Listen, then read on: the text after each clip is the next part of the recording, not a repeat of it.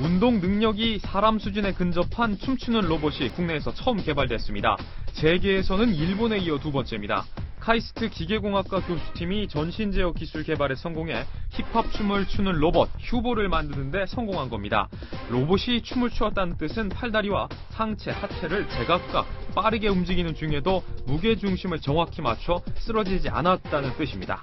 이 같은 전신 제어 기능이 완성되면 인간의 움직임을 로봇이 대부분 따라할 수 있으며 여기에 인공지능까지 갖추게 될 경우 영화에 나오는 로봇처럼 스스로 판단해 인간보다 더 뛰어난 운동 능력을 갖게 될 수 있다는 전망입니다.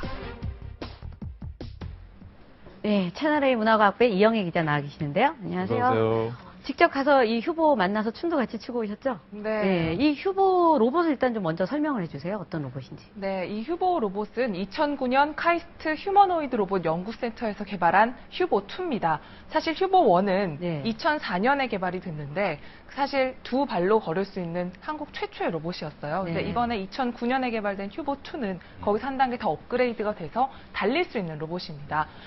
그 키는 한 150cm, 몸무게는 55kg이어서 실제로 만나보면 그 초등학교 저학년 어린이를 보는 듯한 느낌이고요.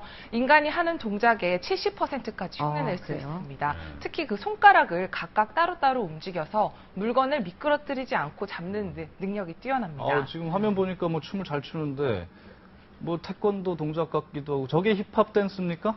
네, 보시는 게 힙합 댄스입니다. 네. 어제 비슷한데요? 보니까 힙합같이 이렇게? 이영애 네. 기자도 이 춤을 좀 추면서 아이고 이게 화면에 나와요. 춤을 추는데 저는 몸치라서 춤을 못 춘다만 네. 그 동작도 그대로 따라한 거죠. 그렇죠. 제가 옆에서 한번 따라해봤는데 저는 제가 몸치라고 생각해본 적이 없는데. 제가 몸치라고. 네. 저도 몸치라고 생각해본 네. 적이 없는데 실제로 해보니까 굉장히 따라하기가 어렵더라고요. 그래서 보시면은 전체적으로 지금 저 동작은 약간 태권도 동작에 가깝긴 한데 네. 전체적으로 보시면 비보이들이 추는 힙합 춤에 가깝습니다. 네. 그 양팔을 머리 위로 올려서 앞 뒤로 흔들고요. 네. 그다음에 그동안에 발로는 이렇게 화려한 스텝을 밟습니다. 네. 또 어깨를 꺾는 동작이나 그 골반을 이렇게 비틀면서 상체를 좌우로 격렬하게 흔드는 동작이 가능합니다. 네. 네. 저걸 보다 보니까 참 우리 인체가 참 신비롭다는 생각을 거꾸로 하게 되는데 그 어저께 이렇게 손을 하는 동작이 굉장히 그 단순한 동작처럼 보이긴 했거든요. 근데 그게 이렇게 구현이 어려운 기술이라면서요. 요즘 영화에서 보면은 하도 네. 뛰어난 성능을 가진 네. 로봇들이 많아서 저 춤추는 게 대단한 거냐 이렇게 네. 질문하시는 분들이 많은데요.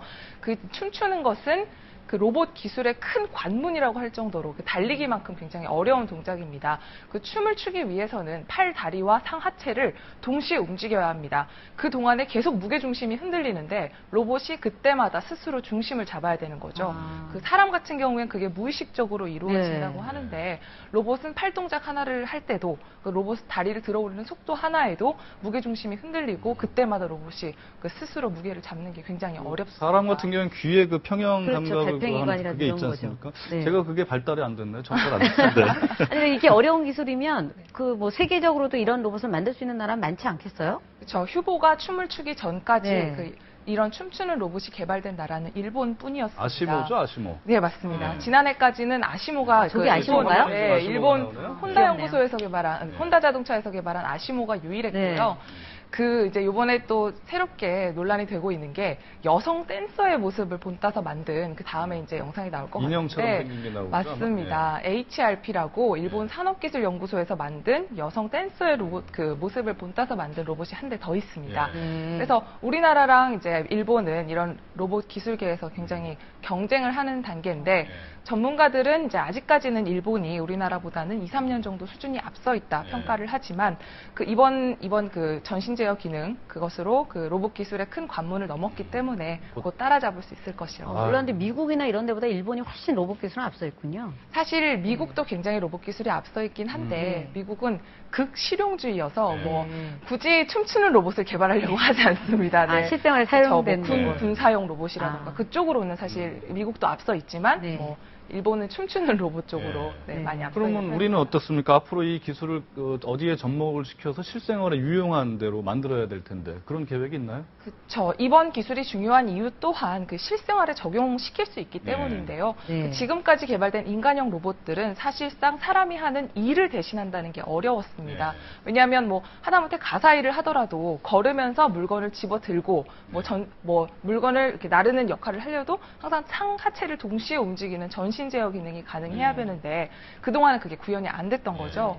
근데 바꿔 말하면은 그 전신 제어 기능이 가능하게 되면 인간이 할 수 있는 모든 일을 로봇이 대신할 수 있게 된다는 뜻입니다. 그래서 현재 휴보는 인간이 할 수 있는 일의 한 70%를 흉내낼 수 있지만 여기서 앞으로 더 업그레이드를 시키면 뭐 인간 대신 전쟁에 참가할 수도 있고 그다음에 축구를 할 수도 있고 뭐 무거운 물건을 나를 수도 있고 뭐 굉장히 다양한 용도로 활용할 수 있습니다. 자, 휴보가 근데 여자입니까? 남자입니까? 성별은 없나요? 로봇도 성인. 저도 어린이라는 것밖에는 모르고 네. 있습니다. 네.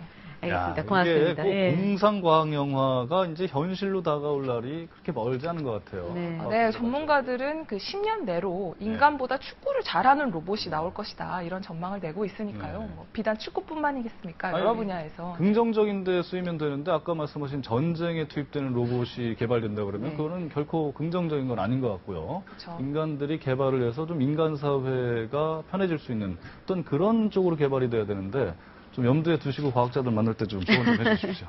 틈틈이 말하겠습니다. 예, 채널A 문화과학부의 이영혜 기자였습니다.